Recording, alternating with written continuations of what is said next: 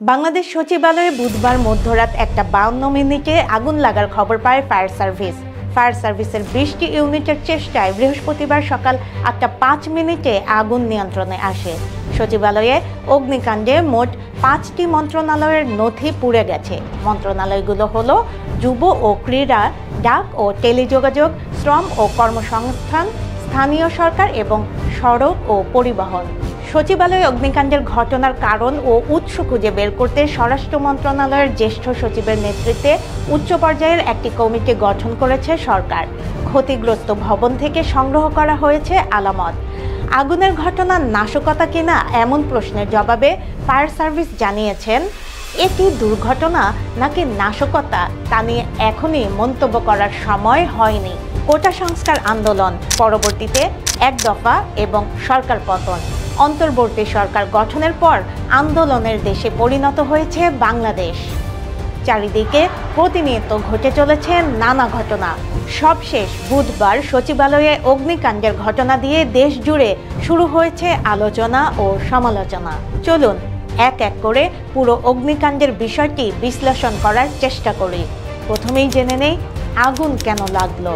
আগুন নেভাতে আসা ফায়ার সার্ভিসের কয়েকজন কর্মকর্তার সঙ্গে কথা বলে জানা যায়, আগুন লাগার কারণ অনুসন্ধানের তদন্ত চলছে। তবে এই আগুনকে সাধারণ বা প্রাকৃতিক বলতে নারাজ অনেকেই। অনেকের সন্দেহ এই অগ্নিকাণ্ডের পেছনে ষড়যন্ত্র রয়েছে। কেউ ব্যক্তিগত বা রাজনৈতিক আক্রোশ থেকে আগুন লাগিয়েছে। একটা তদন্ত কমিটি, হাই পাওয়ার একটা তদন্ত কমিটি করে দেওয়ার জন্য। নাম প্রকাশে অনিচ্ছুক কেউ কেউ এ ঘটনায় সঠিক তদন্তের দাবি জানান। রাষ্ট্রীয়ভাবে তদন্ত করলে শর্ট সার্কিট না ষড়যন্ত্র তা জানা যাবে, বলছিলেন সড়ক পরিবহন ও মহাসড়ক বিভাগের একজন কর্মকর্তা। ক্ষয়ক্ষতি সম্পর্কে এখন পর্যন্ত কোনো তথ্য পাওয়া যায়নি। আগুন নিয়ন্ত্রণে 6 ঘন্টারও বেশি সময় লাগিয়েছে ফায়ার সার্ভিস। এখন প্রশ্ন হলো, আগুন নেভাতে এত সময় কেন লাগলো? আগুন নেভাতে এতগুলো ইউনিটের এত সময় কেন লেগেছে? সাংবাদিকদের এমন প্রশ্নের জবাবে ফায়ার সার্ভিসের মহাপরিচালক বলেছেন, জায়গাটা আবদ্ধ। সব কক্ষ ভেতর থেকে আটকানো থাকায় গ্লাস বা দরজা ভেঙে পানি দিতে হয়েছে, এতে সময় লেগেছে। ভবন জুড়ে বিদ্যুতের তারের সংযোগের কারণে আগুন ছড়িয়ে পড়ায় নেভাতে বেগ পেতে হয়, যোগ করেন তিনি। এছাড়া রুমগুলোতে ইন্টেরিয়র ডেকোরেশনের কারণে আগুন নেভাতে বেগ পেতে হয় বলে জানান তিনি। 18 ইউনিট নিয়োজিত হলেও সবগুলো ইউনিট আগুন নেভানোর কাজে অংশ নিতে পারেনি। তবে পানির সংকট ছিল না বলে জানিয়েছেন ফায়ার সার্ভিস ডিজি। তিনি বলেন, আমাদের চেষ্টা ছিল আগুন যেন 6 তলার নিচে আসতে না পারে। ফায়ার সার্ভিস জানিয়েছে 7 নম্বর ভবন ছাড়া অন্য কোনো ভবন ক্ষতিগ্রস্ত হয়নি। আগুনের ঘটনাকে সরকারকে ব্যর্থ করার ষড়যন্ত্র বলে মন্তব্য করেছেন স্থানীয় সরকার, পল্লী উন্নয়ন ও সমবায় উপদেষ্টা আসিফ মাহমুদ। আগুনে পোড়া 7 নম্বর ভবনেই তার মন্ত্রণালয়।